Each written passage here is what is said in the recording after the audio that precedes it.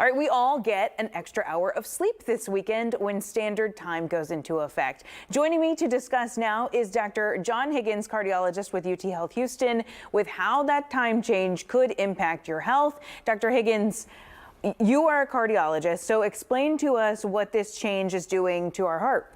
Well, overall, Haley, this is actually a positive change. Getting a little bit of extra Z's for most people. That's a good thing, yeah. Yeah, that's a good thing. You know, they're immediately after the change, they're a little bit less stressed.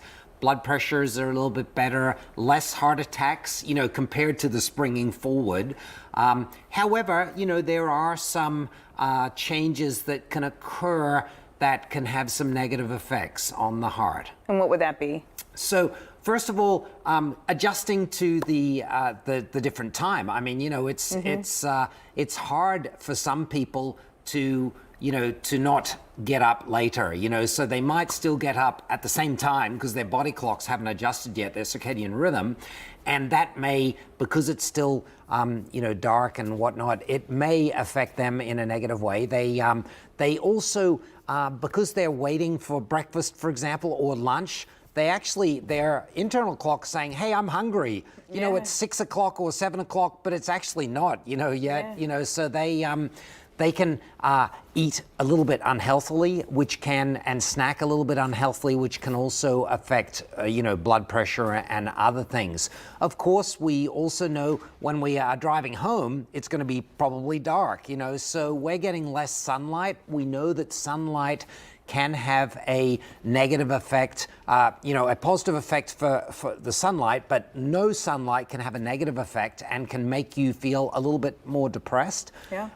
It can affect your mood. It can also affect your sleep because, we know we need to get the sunlight to actually have a good night's sleep. So later on in the ensuing weeks, that can lead to more stress, which can actually increase blood pressure and have negative effects on the heart. Also, they've shown an increase in arrhythmias or irregular heartbeats in some folks from that just adjusting the circadian rhythm. Yeah, which is crazy because, when we spring forward, these risks go up even more. But even changing our habits right now, because as you mentioned, that internal clock, we do have an internal clock. So you look at the clock throughout the day and you're like, wait, what time is it? Because, it feels like 6, but it's really, and so that throws us off a little bit. And then I was talking about seasonal depression earlier this morning, and that can be as mild as just that groggy feeling kind of lingering. Right. It's kind of what I think it's like is if you've ever traveled, to a different country on a different time zone. Jet lag, yeah. It's just like that jet lag. You're a little bit slower, and your reactions are not as good. And of course, that's a problem for, other things, Haley. So think car accidents.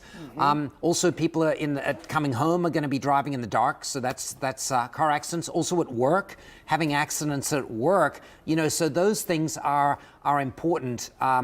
Other effects, and of course, the depression can really affect some people. Yeah, and I know Justina's going to talk about the rates of car accidents around these time changes too. But is there anything that we can do to prepare for the change? Yeah, we have 2 days. Yeah, so we're basically tonight, we've got Friday, Saturday, Sunday night. So what I would recommend is you go to sleep 20 minutes later each night. So by the time you get to Monday morning, you've gone to sleep later and you've gotten up a little bit later. And so do it over a little bit of time rather than just in one night. That's the first thing. Second thing is make sure you have a good breakfast. Okay, don't skip your breakfast on that Monday because again, you're more prone to eat unhealthy snack. And then also reset your exercise time to the new daylight saving time on day one, on Monday. So if you exercise in the morning or if you exercise in the evening, do it at the same time that you would,